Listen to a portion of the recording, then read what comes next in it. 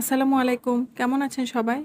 যদিও এখন গরম পড়ছে কিন্তু সামনেই শীত আসছে। তো শীতের শালের ওপরে আজকে ব্লক প্রিন্ট টিউটোরিয়াল শেয়ার করব। আশা করি পুরো ভিডিওটি আপনাদের অনেক ভালো লাগবে।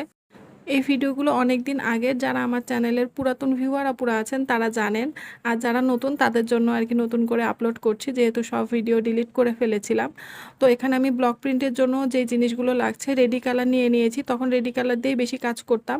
তো রেডি কালার নিয়েছি, ফোম শিট নিয়েছি আর ব্লকের ডাইস নিয়েছি। ব্লকের ডাইসগুলো কিন্তু অবশ্যই অনেকক্ষণ ধরে পানিতে ভিজিয়ে রাখবেন। ২-১ মিনিট ভেজালেও চলবে, কিন্তু যত বেশি ভেজাবেন তত ভালো হবে, রংটা তত ভালো বসবে আরকি। আর ব্লক প্রিন্টটাও দেখতে অনেক বেশি ভালো লাগবে। আর যেহেতু শালটা উলের শাল, তো এখানে কিন্তু রংটা অনেকটাই শোষণ করে নিবে। তো একটু হালকা হয়ে যাবে শুকানোর পরে, সেটা নিয়ে টেনশনের কিছু নেই। আর আপনারা চাইলে ২ বার ছাপটা দিতে পারেন। আর এই শালগুলো আপনারা যেকোনো শালের দোকানেই কিন্তু পেয়ে যাবেন, শাড়ির